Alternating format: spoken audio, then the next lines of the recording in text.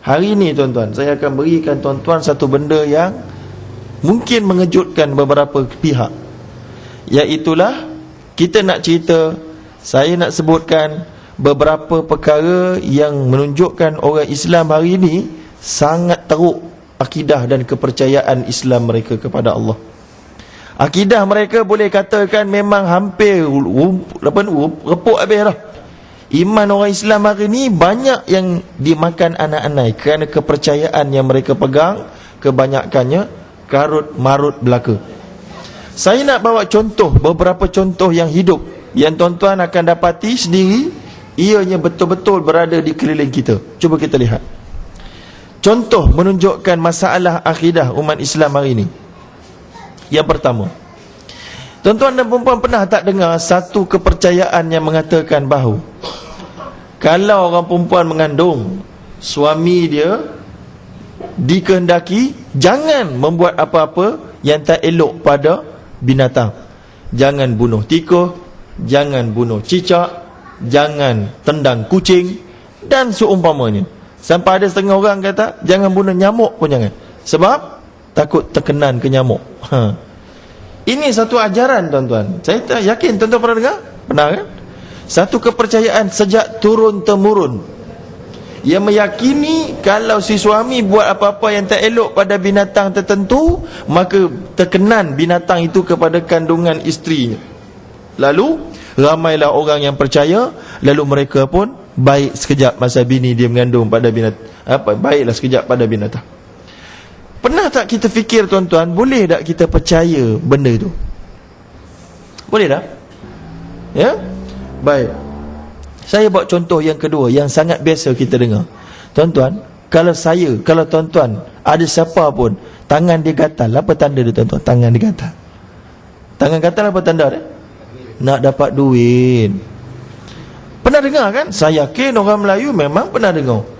Daripada mana ni tuan-tuan? Tangan gatal nak dapat duit ni. Ada orang kata tangan gatal nak menampar orang. Ada juga. Antara dua lah.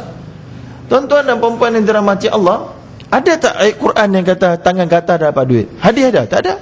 Hukum alam ada tak? Tangan gatal dapat duit pun tak ada juga. Kecuali memanglah tarikh tu 28 bulan nak dapat gaji. Itu tak gatal pun dapat duit tuan-tuan. Tak payah gatal, tunggu gatal. Tengok tak? Ini nampak seremeh, nampak kelakar, nampak kecil, tapi melibatkan kepercayaan kepada ghaib, awas, boleh bawa benda yang besar. Ya. Yang ketiga, tuan-tuan pernah dengar kalau ada orang kata rama-rama besar, kupu-kupu besar masuk rumah, apa tanda dia? Ada orang nak datang. Orang perempuan punya terjemahan lain pula. Dia kata ada orang nak masuk Minang. Kesian. Tak ada orang masuk Minang, rama-rama datang, minta-minta ada orang masuk Minang. Apa kaitan rama-rama dengan orang nak datang? Macam mana kita boleh buat telekkan demikian? Al-Quran tak ada sokong, hadis tak ada, hukum alam pun tak ada. Ya? Jadi macam mana orang Islam boleh percaya benda ni? Padahal kalau rama-rama masuk rumah, tandanya hanyalah satu, iaitulah rama-rama masuk rumah. Habis cerita. Itulah tanda dia. Tak ada tanda lain daripada tu. Tapi mengapa umat Islam mengaitkan rama-rama dengan satu perkara yang akan datang? Padahal Nabi melarang la adwa wala tiyarata. Tidak ada jangkitan-jangkitan dan tidak ada, jangkitan tu banyak tafsiran dia. Dan kemudian tidak ada sial dan sebagainya pada binatang-binatang tertentu. Maknanya tak boleh kita nak relatekan sesuatu binatang dengan sesuatu benda yang akan datang. Benda buruk ataupun benda baik. No. Tak boleh. Ya, ada bunyi cicak maknanya ada sekian-sekian lah. Tak ada. Ya, tak boleh dipercayai. Demikian juga kepercayaan yang keseluruhnya yang hari ini sudah menjadi akar darah daging umat orang Melayu. Sampai masuk drama lagi. Iaitulah kalau suami dia nak keluar, tiba-tiba isteri dia terlanggar cawan, posh pecah. Bila pecah, isteri dia kata, abang tak keluar lah bang, tanda buruk. Pernah dengar? Pernah tengok? Ya, tanda buruk. Saya ada seorang kawan, dia ni orang Hindu, baru masuk Islam. Dia berceramah forum dengan saya. Dia pun kata, saya pelik, kenapa lah orang Islam ni dia percaya bahawa kalau cawan pecah, pinggan pecah, itu tanda buruk. Sebenarnya itu adalah ajaran Hindu, dia kata, bukan ajaran Islam. Kenapa orang Islam percaya? Kita tak hairan lah, kerana dulu Hindu punya pengaruh di kalangan orang Melayu memang kuat kan. Tu yang ada bersanding dan lain-lain kan, pengaruh Hindu lah tu. Jadi masih ada lagi bab-bab kepercayaan yang gaib ini datang dari Hindu. Oleh kerana tu kena buang tuan-tuan. Kalau tak buang, letih lah tuan-tuan. Sembahyang pun saya tak tahu lah apa nak hukumkan. Kalau tak buang, macam mana nak perjuang Islam tuan-tuan? Takbir je kuat, tapi percaya benda karut, yang khurafat, yang boleh buat syirik. Lagu mana ni tuan-tuan? Lagu mana? Ya, dia bukan dosa kecil, dosa besar yang amat sangat. Kemudian, padahal saya nak sebutkan sekali lagi, kalau benda-benda tu pecah, ianya bukan tak bermaksud tanda baik dan tak bermaksud tanda buruk, kecuali dia hanyalah bermaksud bertuah kepada isteri sebab suami kena beli pinggan dan cawan baru yang susah pecah. Itu saja. Tak ada cara lain. Itu okey. Kalau tanda tuan-tuan kata tanda ada itu okey, hukum alam. Dah pecah kena beli baru. Ya. Demikian juga petua orang-orang tua yang mengatakan jangan duduk atas bantal nanti bisul. Apa pula salahnya bantal? Macam mana boleh kait dengan bisul? Quran tak ada sebut, hadis tak ada sebut, hukum alam pun tak ada. Kalau betul ada kuman special atas bantal tu, maka bisul lah atas kepala. Tapi kepala pula tak bisul, punggung saja yang bisul. Tak betul. Sampaikan kepercayaan begini tuan-tuan, memasuki di kalangan orang-orang yang terpelajar dan ahli agama. Sampaikan kalau tuan-tuan tak percaya, tuan-tuan pergi jumpa pelajar ma'had tahfiz, sekolah-sekolah tahfiz. Tuan-tuan tanya dia, boleh tak lalu bawa ampayan? Tak boleh ustaz, dia kata. Orang ma'had tahfiz kata tak boleh lalu bawa ampayan. Why? Kerana nanti hilang hafalannya. Apa pula kaitan ampayan dengan hafalan? Tak tahulah ustaz, tapi itulah percubaan ulama-ulama, dia kata. Pandai cakap, tajribah, dia kata.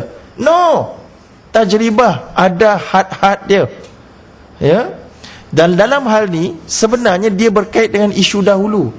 Sebenarnya ampayan ni tak boleh lalu bukan apa, sebab dulu agak saya lah, ketika itu ramai orang perempuan menyidai baju pakai berkemban.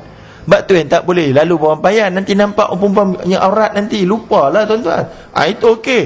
Tapi yang ampayan rumah sendiri pun takut nak lalu, buat apa? Tak betul. Satu kepercayaan yang salah. Hasilnya ramailah pelajar-pelajar ma'had tahfiz yang keluar daripada ma'had tahfiz habis hafalannya, lupa semua. Saya jumpa ramai, bukan sikit, ramai yang pergi universiti, datang daripada diploma sekian-sekian. Bila pensyarah tanya, pensyarah terlupa ayat, tanya mana pelajar ma'had tahfiz, semua tunduk, tak ingat semuanya. Agaknya kerana terkesan dengan kepercayaan karut ini menyebabkan mereka punya hati bermasalah. Ya, kepercayaan karut ini tuan-tuan menyebabkan hati seseorang bermasalah, menyebabkan dia tidak lagi akan merasa nikmat dengan Islam, dan sedikit demi sedikit dia mengikis seseorang punya kesedaran kepada Allah Subhanahu wa taala. Ya. Kemudian masuk pula di kalangan ustaz-ustaz. Ustaz-ustaz pun dia ada satu juga jenis kepercayaan. Mereka kata, saya pun golongan ustaz, saya pernah dengar lah. Dia kata jangan tengok ombak. Nanti ombak tu dihempas dekat pantai, dia tarik dengan ilmu kamu. Lagu mana pula ombak boleh tarik ilmu ni? Macam mana pula tak ada dalil Quran hadis? Tajribah, dia kata. Pun tak betul tajribah itu. Yang betulnya tak boleh tengok ombak, bukan sebab ombaknya salah, tapi sebab dua perkara. Yang pertama, kerana dekat pantai itu banyak orang pakai bikini. Itulah dia sebabnya hilang ilmu tu. Ataupun yang kedua, kerana tengok ombak nanti pening. Bila pening tu tergolek dan hanyut dengan air tu agaknya. Itulah agaknya. So, mereka nak buat mudah, mereka kata jangan tengok, dia tarik ilmu. Akhirnya, idea itu menjadi satu kepercayaan di kalangan masyarakat Islam Malaysia. Dan akhirnya dia merosakkan iman. Kerana banyak sangat orang Islam percaya benda pelik dan benda-benda yang dikaitkan dengan alam gaib. Inilah dia tuan-tuan, ayah pin AP mendapat tempat di Malaysia. Sampai ada orang boleh percaya kerajaan Teko ini. Dan ayah pin, dia kata dia Tuhan dan sebagainya. Daripada mana orang boleh dapat penyokong? Kerana ramai orang Islam berakar umbi. Sejak dahulu mereka percaya ajaran-ajaran macam yang saya sebut.